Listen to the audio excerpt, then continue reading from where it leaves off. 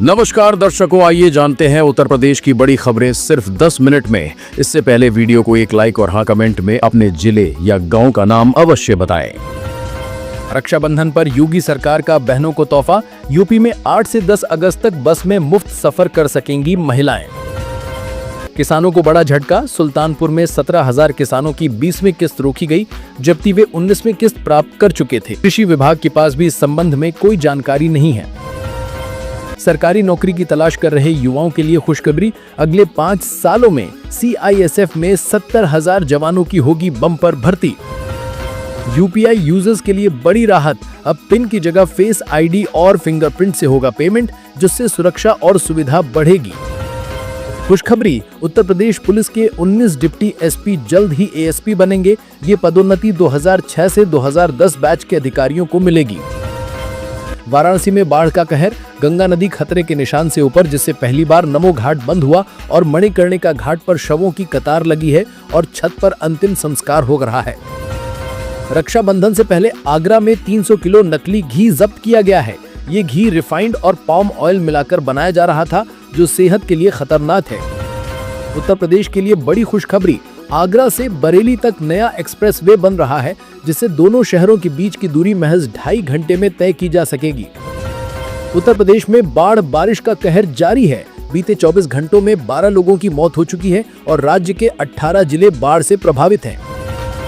संभल के चर्चित CO अनुज चौधरी को प्रमोशन मिल रहा है। वे अब एडिशनल SP बनेंगे और खेल कोटे से इस पद तक पहुंचने वाले पहले अफसर होंगे।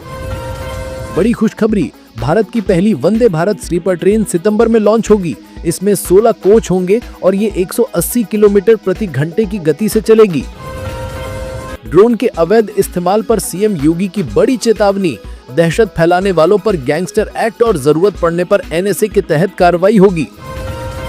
इलाहाबाद विश्वविद्यालय और वॉशिंगटन स्टेट यूनिवर्सिटी के एक शोध में चौंकाने वाला खुलासा हुआ है। सिगरेट पीने वालों के पास रहने से भी कैंसर और हार्ट अटैक का खतरा बढ़ता है। यूपी में स्कूलों के विलय को लेकर CM योगी का सख्त रुख है। उन्होंने चेतावनी दी है कि अनियमितता मिलने पर अधिकारियों के खिलाफ कठोर कार्रवाई होगी।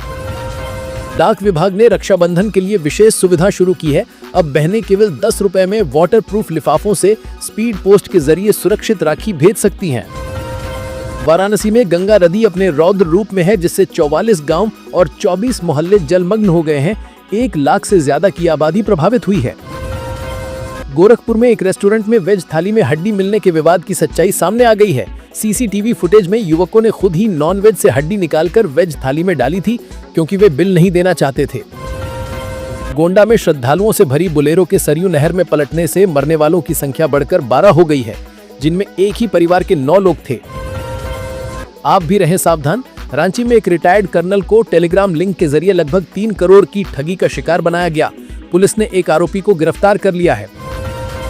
जन सुनवाई पोर्टल यानी IGRS पर शिकायतों के समयबद्ध निस्तारण में भदोही पुलिस ने बड़ी सफलता हासिल की है। मार्च में 71वें स्थान पर रही पुलिस अब जुलाई में पहले स्थान पर पहुंच गई है। केंद्र सरकार 15 अगस्त से एनुअल फास्ट टैग पास शुरू कर रही है।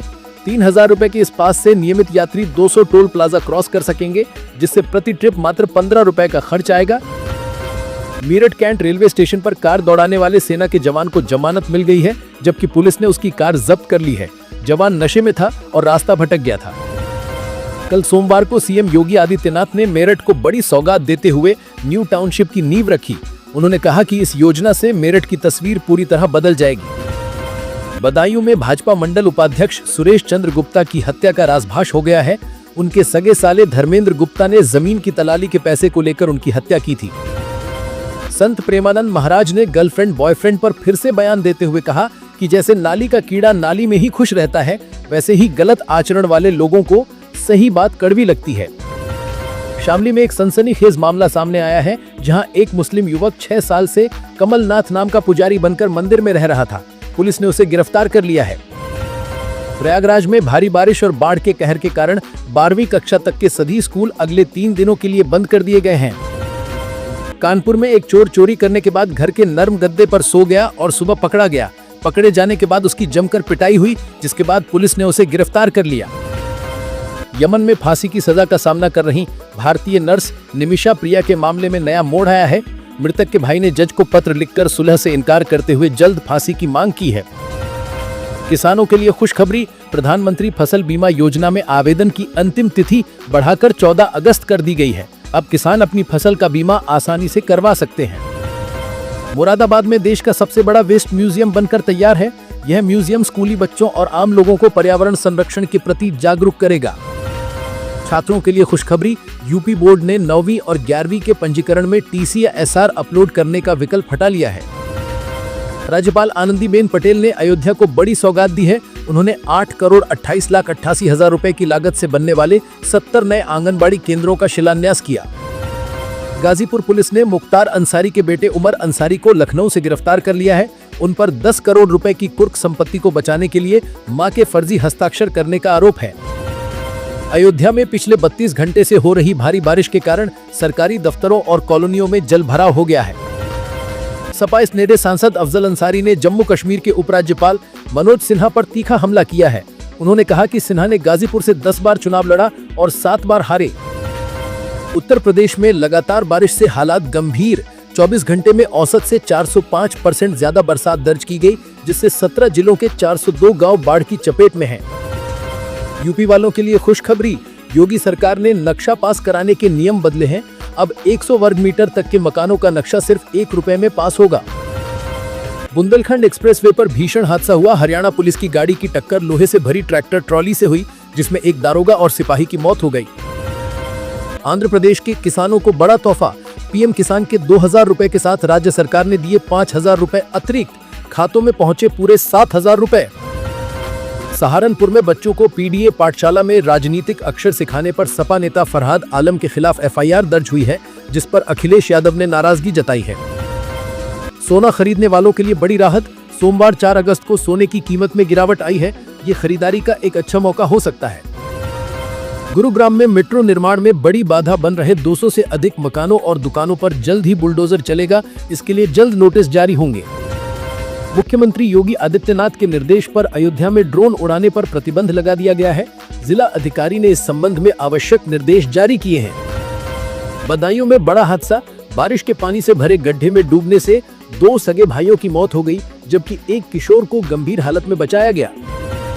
नोएडा से यमुना एक्सप्रेसवे तक एलिवेटेड रोड बनने की उम्मीद बढ़ी। सांसद डॉक्टर महेश शर्मा ने केंद्रीय मंत्री से मिलकर जल्द एनओसी जारी कराने का आग्रह किया, जिससे हजारों लोगों का सफर आसान होगा। यूपी एटीएस ने अमरोहा से एक मुस्लिम युवक को हिरासत में लिया है।